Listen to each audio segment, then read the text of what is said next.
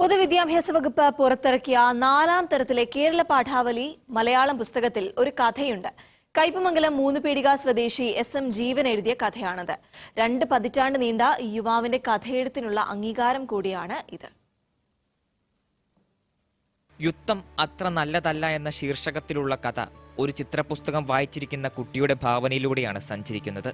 പുസ്തകത്തിൽ പട്ടാളക്കൂട്ടത്തിന്റെ ചിത്രം കാണുന്ന കുട്ടി യുദ്ധത്തിലേക്ക് ആകർഷിക്കപ്പെടുന്നു. എനിക്ക് ചുറ്റും കാണുന്ന പൂച്ചയും തേരട്ടയും തുമ്പിയുമെല്ലാം പുസ്തകത്തിലെ ചിത്രങ്ങളുമായി താരതമ്യം ചെയ്ത് കടുവയും തീവണ്ടിയും ഹെലികോപ്റ്ററുമായി മാറുകയും യുദ്ധസന്നാഹത്തിനുള്ള ഒരുക്കങ്ങൾ പൂർത്തിയാക്കുകയും ചെയ്യുന്നു. അവസാനമായി കുട്ടി കാണുന്ന ആടാണ് യുദ്ധത്തിൽ ശത്രുപക്ഷത്തുള്ളത്. പക്ഷേ ശത്രുവായി മാറാൻ ഒരിക്കലും ഇഷ്ടപ്പെടാത്ത ആട് കുട്ടിയെ ആക്രമിക്കുകയും ആരും ശത്രുവല്ല എന്ന തോന്നൽ കുട്ടിയിൽ ഉണ്ടാവുകയും ചെയ്യുന്നു. യുദ്ധത്തെക്കുറിച്ച് കേട്ടറിവ് മാത്രമുള്ള കുട്ടി യുദ്ധം അത്ര നല്ലതല്ല എന്ന തിരിച്ചറിവ് നേടുന്നതോടെ കഥയും പൂർണ്ണമാകുന്നു. മാസങ്ങൾക്ക് മുമ്പ് കുട്ടികളുടെ മാസികയായ യുറീക്കയിൽ എഴുതിയ കഥയാണ് സമകാലിക പ്രസക്തി മുൻനിർത്തി പൊതുവിദ്യാഭ്യാസ വകുപ്പ് മലയാള പാഠാവലിയിലേക്ക് തിരഞ്ഞെടുത്തത്. യുറീക്കയിലാണ് യുദ്ധത്തിനെതിരെയുള്ള ഒരു കഥ എന്നുള്ള രീതിയിൽ ഈ കഥ വരുന്നത്, ഒരു ഇല്ലുസ്ട്രേറ്റഡ് കഥ എന്നുള്ള രീതിയിലാണ്.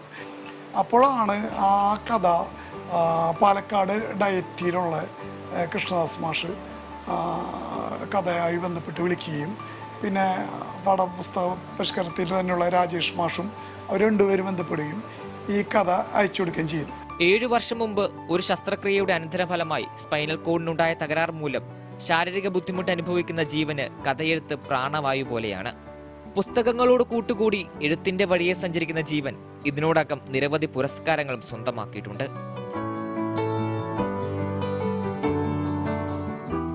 മനോരമ ന്യൂസ്, തൃശൂർ.